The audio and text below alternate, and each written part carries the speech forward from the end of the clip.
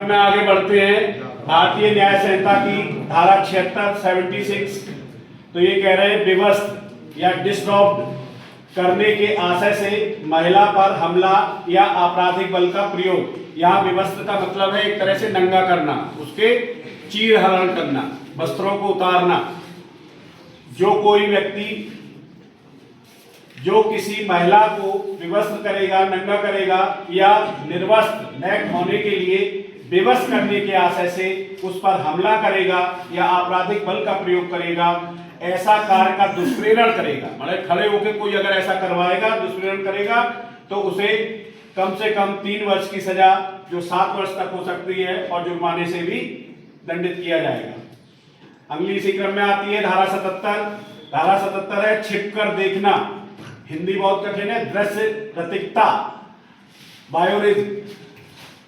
ऐसा कोई व्यक्ति जो किसी महिला को उन परिस्थितियों के अधीन जिनमें वह यह प्रत्याशा करती है कि उसे कोई देख नहीं रहा है, जैसे जब वो शौच कर रही हो, स्नान कर रही हो, चेंजिंग रूम में कपड़े बदल रही हो या फिर अपने पति के साथ संभोगरत हो, प्रत्याशा करती है, उसे अपराध करने वाला या उसके कहने पर कोई अन्य व्यक्ति देख नहीं रहा होगा, किसी प्राइवेट काम में लगी किसी महिला को एक टक देखेगा। यहाँ एक टक देखने से मतलब नहीं है, यहाँ इसका थोड़ा विस्तार में है कि वीडियो बनाएगा, मोबाइल से फोटो खींचेगा, कैमरा लगाएगा, वो सारी चीजें इसके अंतर्गत आएगी। उसका चित्र खींचेगा या उसके चित्र को प्रसारित करेगा। यहाँ चित्र को प्रसारित करने का मतलब है ऐसे वीडियो को या ऐसे चित्र को वायरल करना।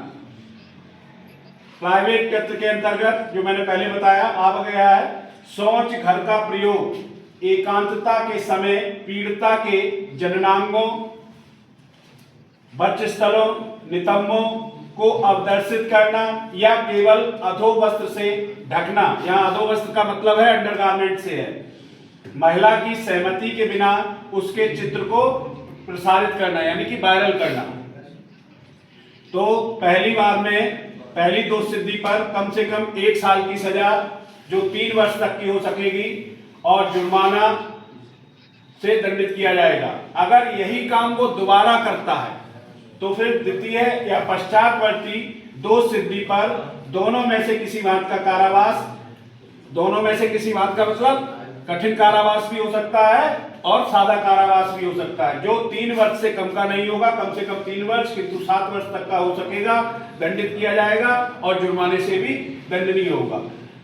इस तरह के प्रश्न आएंगे, प्रश्नों को देख लीजिएगा। जैसे लिखा हुआ बीएनएस 2023 की किसी व्यक्ति द्वारा लैंगिक स्वीकृति के लिए मांग या अनुरोध करने का कृत्य किस धारा के अंतर्गत दंडनीय होगा? तो अभी अभी आपने पढ़ा, बताइए। धारा 75 के अंतर्गत। ठीक है, इसी तरह इसको देख लीजिएगा। ओके।